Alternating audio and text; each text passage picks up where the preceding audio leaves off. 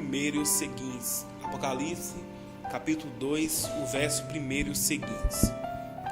Escreve ao anjo da igreja de Éfeso: isto diz aquele que tem na sua destra as 7 estrelas, que anda no meio dos 7 castiçais de ouro.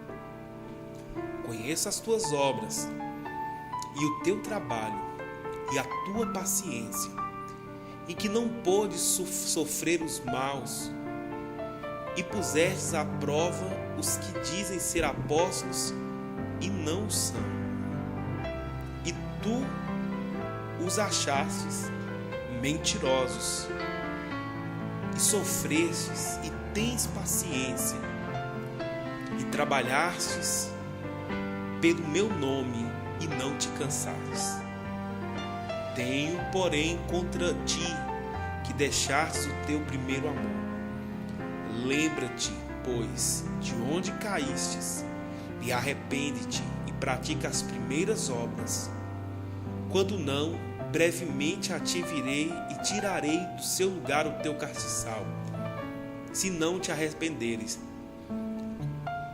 Tens, porém, isso, que odeias as obras do Nicolaitas, as quais eu também odeio.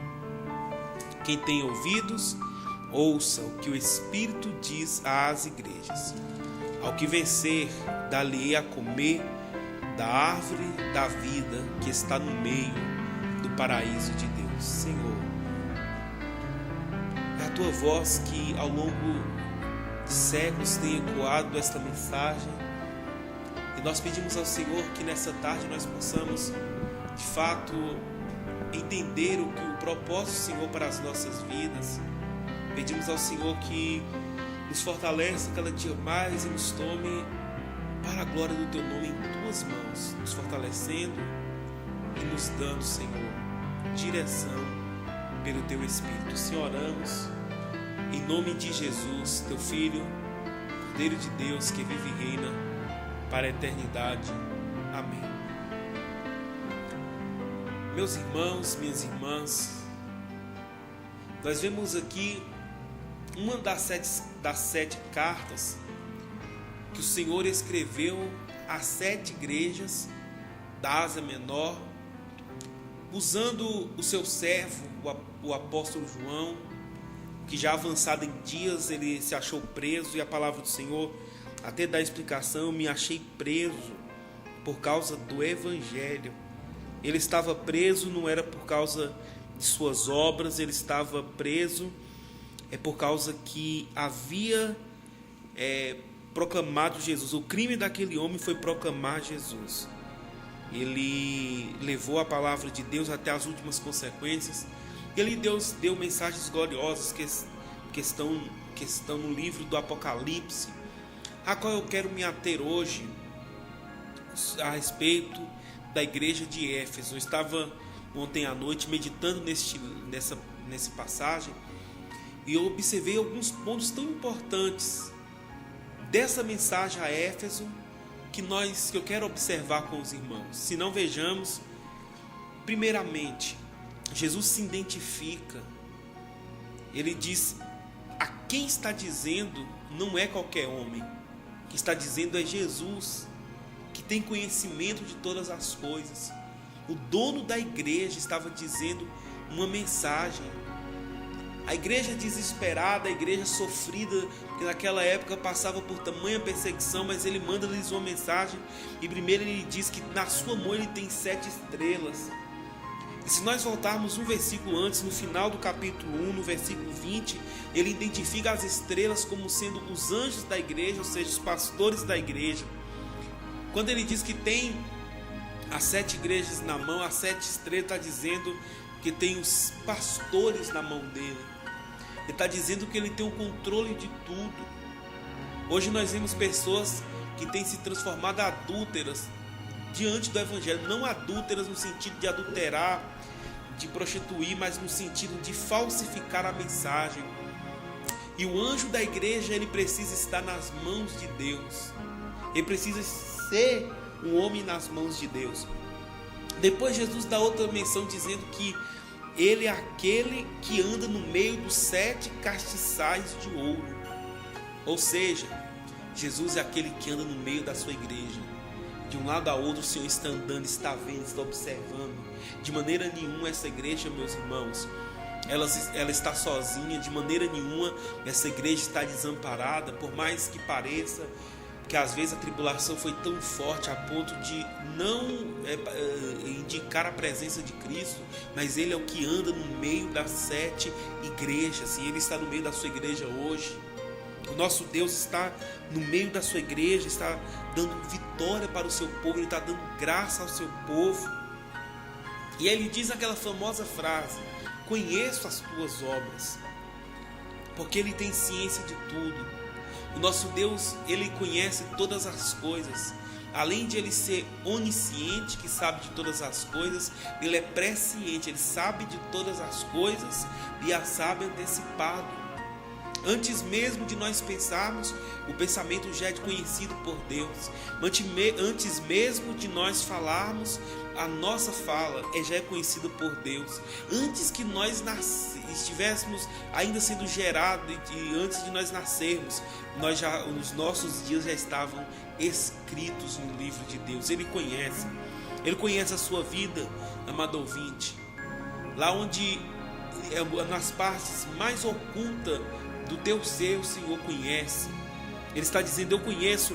E Ele fala para a igreja: eu sei do teu trabalho e da tua paciência, que não podes sofrer os maus, e puseste à prova os que dizem ser apóstolos e não são, e tu os achastes mentirosos, e sofrestes, e tens paciência, e trabalhastes pelo meu nome, e não te cansastes. Aqui nós vemos, irmãos, uma igreja muito atrativa. Era uma igreja que prezava pela ortodoxia, ela prezava pela doutrina no seu seio. Vieram alguns para ensinar ensinos heréticos. Eles vieram se intitulando apóstolos, e aquela igreja, a igreja de Éfeso, colocou-os à prova e eles foram reprovados. Era uma igreja que não aceitava qualquer ensino. Era uma igreja que certamente tinha belas pregações, tinha doutores, pessoas ali especializadas em diferentes ciências, na oratória, pessoas que expunham e explanavam a palavra de Deus de forma muito eloquente, de forma atrativa. Era uma igreja que muitas das vezes as pessoas vinham até ela para ouvir as pregações famosas. Talvez ali, a partir da igreja de Éfeso, tenham saído muitos evangelistas, tenham saído muitos homens e muitas mulheres para o campo missionário, porque ali era uma igreja que prezava pela sua ortodoxia, prezava pela pureza da mensagem. Outra coisa que Cristo prezava, elogiou naquela igreja, porque era paciente, trabalhava pelo nome e não se esmoreceu, não cansou. Era uma igreja diligente, era uma igreja que arregaçava as mangas e fazia. No seio dela tinha novos convertidos, porque era uma igreja que evangelizava. No seio dela tinha vida, era uma igreja pujante, uma igreja vibrante, uma igreja aparentemente muito viva. E Cristo elogiou isso, elogiou a ortodoxia, elogiou a paciência e elogiou também o trabalho incansável dos irmãos em Éfeso. Se a gente parar, meus ouvintes, amados irmãos, é o modelo de igreja ideal que todo mundo quer. Qual pastor não quer uma igreja igual essa? Chegou um falso mestre, pelo discernimento, pela palavra, e eles repudiam, reprovam, não aceita qualquer ensino. Eles reprovam os mentirosos, sofre com paciência, trabalha com diligência, não se cansa. Qual pastor, irmãos, não é o sonho do pastor uma igreja dessa? Mas havia uma queixa, havia uma reclamação por parte do Senhor para aquela igreja. Ele falou assim: olha, eu tenho contra você uma queixa. Você deixou o teu primeiro amor. Meus ouvintes, não adianta nada você ter conhecimento, você ser uma pessoa correta e íntegra. Não adianta nada você apenas ser um crente diligente, que o pastor pode contar com você, que a sua liderança pode contar com você. Se você deixou o primeiro amor, Cristo está dizendo: eu tenho algo contra você. Você imagina o que é o próprio Filho de Deus entrar em juízo com aquela igreja e dizer: você é ortodoxa, você é paciente, você é diligente. E veja bem que aquela igreja não trabalhava, irmãos, por glória, ela trabalhava por causa do nome do Senhor, mas faltava o primeiro amor. E a gente corre o sério risco de, ao longo da caminhada, ficar como a igreja de Éfeso, ter uma igreja renomada, ter uma igreja conhecida, ter os mestres na igreja, ter bons obreiros, mas faltar o primeiro amor. Tristes dias em que vivemos, e eu quero aqui citar algo que o pastor Marcelo dizia para nós, que outrora os crentes, ao menos nos primeiros tempos de crente, tinham o primeiro amor. Hoje em dia, nem nos primeiros dias está acontecendo mais de encontrar um amor vívido, um amor verdadeiro, um amor genuíno no meio da igreja. Porque a igreja está se apostatando dentro da igreja. Quando alguém sai da igreja e se apostata, transforma-se em um apóstata, abandona a fé e vai buscar as seitas, ou mesmo desacredita da fé, é ruim. Mas o ruim é quando a igreja se apostata dentro da igreja. Dentro da igreja acontece a apostasia por falta do primeiro amor. Olhe para a sua vida hoje. Eu quero me dirigir especialmente para você que é crente há tanto tempo. Há em você o primeiro amor que Cristo requer para nós? Você pode ter uma linda pregação, quando alguém te procura, você tem a resposta na ponta da língua, conhece a Bíblia muito, mas se não tiver o primeiro amor, Cristo tem algo contra você nessa tarde. E nós não podemos alcançar as regiões celestiais com o Filho de Deus, nosso mediador, tendo algo contra nós. É como se você fosse a um tribunal e levasse um advogado que é o próprio acusador. Ele vai te defender como? Se ele tem algo contra você. Então nessa tarde ele nos faz um convite. Eu estou vendo a sua paciência, igreja. Eu estou vendo vocês reprovando os falsos profetas, os falsos apóstolos, mas volte ao primeiro amor. E ele faz um alerta, um conselho: lembra-te, pois, de onde caístes, e arrepende-te, e pratica as primeiras obras. Quando não, brevemente virei a ti e tirarei do seu lugar o teu castiçal, se não se arrependeres. Cristo está falando conosco. É tempo de arrependimento. Arrependa-se, igreja. A cidade de Éfeso havia um rio. No momento eu não vou saber dizer aos irmãos o nome desse rio, mas aquele rio, ele começou a encher de sedimentos, assorear, vinha areia, vinha coisas, e começou o rio ficar raso, e a água do rio começou a invadir a cidade, e eles tiveram que mudar a cidade de lugar, afastar a cidade do leito do rio, porque as águas estavam invadindo a cidade. E quando Cristo falou para a cidade de Éfeso: olha, eu vou vir te remover o teu castiçal, certamente ela deve ter associado. Ela falou: nossa, nós já tivemos que mudar a cidade, será que certamente teremos que mudar? Quando Cristo fala: eu vou tirar o teu castiçal refere-se à igreja. Ele está dizendo: eu vou tirar a tua autenticidade como igreja verdadeira, eu vou retirar dessa igreja a minha mão, eu vou abandonar esta igreja. E como pode uma igreja, irmãos, subsistir sem a presença do seu dono, sem a presença do seu Senhor, daquele que com sangue precioso comprou, lavou, redimiu um povo especial, um povo diferenciado? Pode, me responde os irmãos, pode uma igreja permanecer de pé sem aquele que o comprou? Sem aquele que deu a vida por ela? Cristo, muitas igrejas, em muitos lugares, mesmo tendo as características boas, abandonaram o amor, e Cristo já tirou dela a autenticidade de igreja verdadeira. Não passa mais de uma simples reunião de pessoas religiosas em torno de um líder religioso praticando a religiosidade, mas não tem mais o amor, o primeiro amor.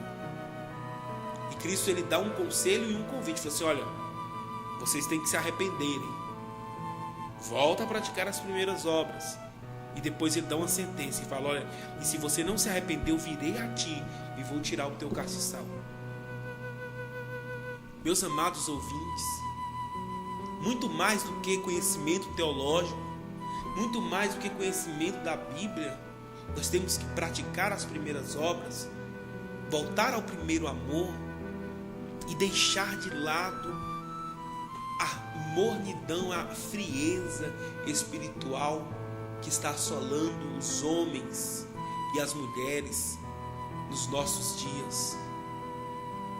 Mesmo essa igreja, ela rejeitando a doutrina dos nicolaítas, que era uma seita que eles defendiam os ensinos de Jezabel e de Balaão. O que Balaão fez? Quando ele viu que não podia perverter, amaldiçoar Israel, ele começou a ensinar o povo, a ensinar ao rei lá como ele podia fazer para perverter Israel, trazendo promiscuidade. E por isso que ele diz: olha, rejeita, vocês odeiam os nicolaítas, e eu também odeio. Jesus está falando. Como é lindo, irmãos, quando a igreja odeia o que Deus odeia e ama o que Deus ama. Aquela igreja era assim, ela odiava os nicolaítas, as doutrinas de Jezabel, as doutrinas de Balaão. Eles não a toleravam, mas faltava o amor, faltava o essencial, o primeiro amor. Será que nós não estamos com a igreja bonita? Nós não somos crentes que temos roupas lindas, aquele vestido muito bonito que a senhora usa para ir ao culto, aquela roupa impecável que o senhor usa, e chega lá, tem um coral afinado, tem um dirigente com eloquência, um pregador com mensagem pujante, viva, uma mocidade viva, adolescentes vivos, crianças vivas, irmãos e irmãs vivos, obreiros dedicados, obreiros diligentes. E o risco de nós cairmos na falta do primeiro amor. E Cristo colocou o primeiro amor acima de tudo, porque se nós pudéssemos omitir o primeiro amor e ficar apenas com o restante, Jesus não tinha nada contra aquela igreja e dizer: olha, e falar como Filadélfia: você está linda, maravilhosa, continue dessa forma que você vai longe. Mas Cristo reprovou uma igreja por falta do primeiro amor. Está faltando fervor em nossas vidas, meus amados irmãos. Eu não estou dizendo aqui que eu tenho, estou dizendo que eu preciso, juntamente com a igreja do Senhor, voltar ao primeiro amor. Lembra-te de onde caístes e volta a praticar as primeiras obras. Quando a igreja não tinha uma membresia grande, volumosa, não tinha muitos obreiros, não tinha muitos recursos, mas tinha o primeiro amor, e era uma igreja diferenciada, era uma igreja viva, era uma igreja potente em Cristo. Ela podia dizer, como Paulo: as armas da nossa milícia não são carnais, mas são poderosas em Deus para a destruição das fortalezas. Hoje nós podemos dizer: as armas da nossa milícia são carnais, porque não que eu estou dizendo que esteja andando com coisas da carne, mas está andando com a força do próprio braço, está confiando na própria força, está confiando no próprio entendimento. E isso é grave quando a igreja deixa de olhar para Cristo para olhar para si. É a igreja apóstata, é a igreja prostituta que prostituiu a mensagem. Irmãos, muito pior do que uma prostituta no prostíbulo, se prostituindo às abertas, é um falso mestre com a Bíblia aberta, ensinando heresias, ensinando coisas que não está contidas na palavra de Deus. Pior é este homem do que aquela prostituta que abertamente se entrega à libertinagem, porque aquele que prostitui a mensagem, adultera a mensagem, além de ele colocar sua alma em perdição, ele coloca muitos. É preciso regressar ao primeiro amor urgente. Não importa se você é líder, não importa se você é membro, se você é novo convertido, ou mesmo se você ainda não foi, Cristo te faz um convite: arrepende-te, porque eu estou vindo logo. Jesus não disse: olha, eu vou dar um tempo bom para vocês. Ele disse: olha, eu cedo venho, eu venho logo, breve virei, e tirarei do seu lugar o seu castiçal, aí coloca uma vírgula e uma condição: se não se arrependeres. Então é o convite de Cristo para nós. E que tem ouvidos, ouça o que o Espírito diz às igrejas: ao que vencer, darei-lhes a comer da árvore da vida, que está no meio do paraíso de Deus. Depois de elogiar, depois de exortar, repreender, aconselhar, convidar, ele faz uma promessa. Ele faz-nos uma promessa dizendo: olha, ao que vencer, vai comer da árvore da vida. E sabe onde ele está? No meio do paraíso de Deus, no meio da Nova Jerusalém está a árvore da vida, e poderá comer aquilo que Adão e Eva desprezaram no Éden. Você vai poder ter acesso. Você vai ter acesso, vai comer, vai ser saúde para as nações. Então, meu amado ouvinte, sabe aquele adágio popular que diz: põe a mão na consciência? Vamos pôr a mão na consciência e ver se nós não estamos nos transformando em igrejas apóstatas, igreja que abandonou a verdadeira fé, igreja que, meus amados ouvintes, que já abraçou o mundanismo dentro de si. Pela manhã eu estava conversando com uns amigos falando a respeito da Bíblia, falando a respeito das coisas de Deus, e eu falava a questão de nós precisamos priorizar o Evangelho. A gente inventa muita moda, inventa muito artifício, muita coisa para manter as pessoas na igreja, mas isso não traz salvação, apenas alimenta a carne. No mundo eu gostava do forró, agora eu tenho um forró gospel. Não é assim, vai mundanizando a igreja. Na verdade, é a igreja que tem que ser influenciadora e não ser influenciada pelo mundo, pelas concupiscências desse mundo. Coisas simples que a gente diz não tem problema, não tem nada a ver, mas nós temos que, irmãos, nos comprometer com Jesus, porque vai tirando as mínimas coisas, vai tirando as nossas forças e nos colocando em perigo para os grandes e terríveis pecados que podem nos jogar na lona e nunca mais nós conseguimos nos levantar.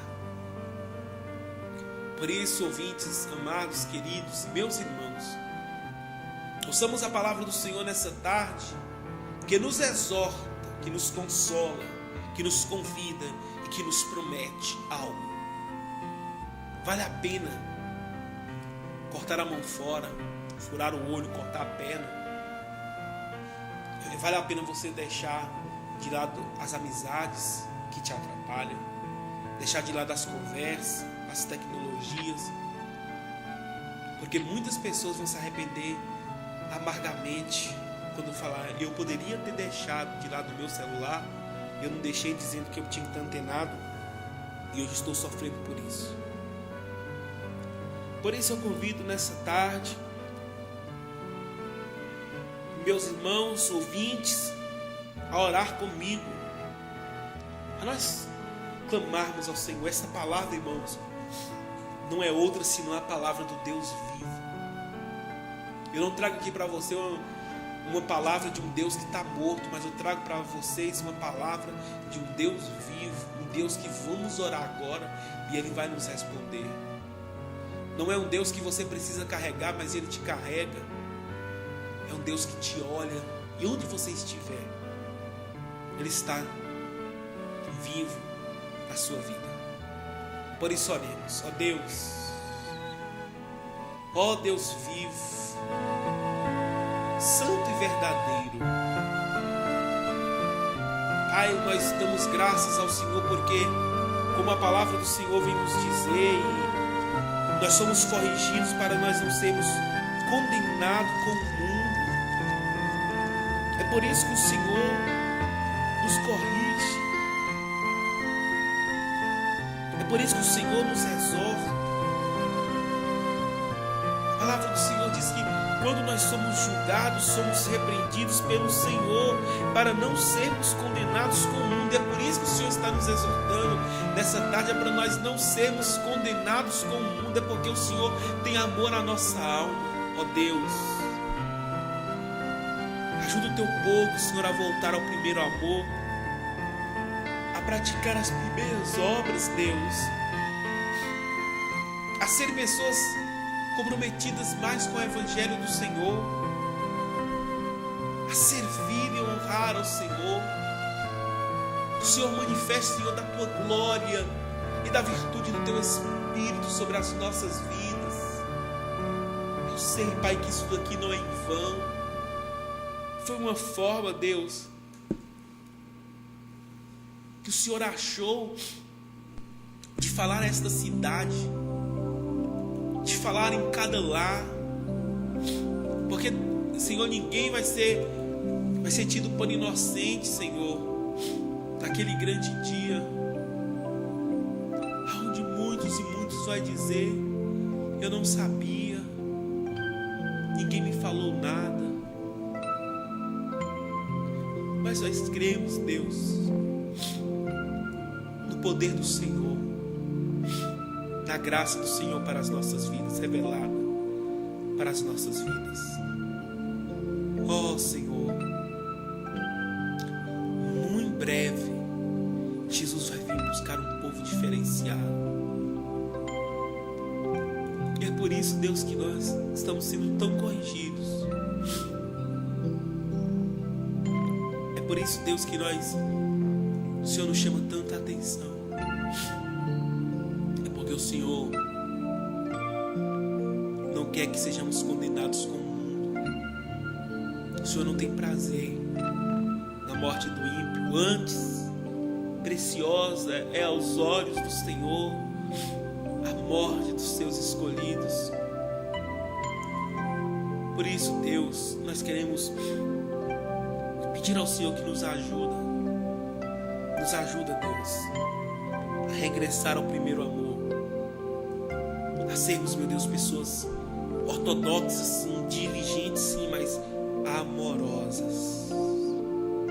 Renova, Senhor, a tua igreja, restaura nossas forças. É o que eu te peço, no nome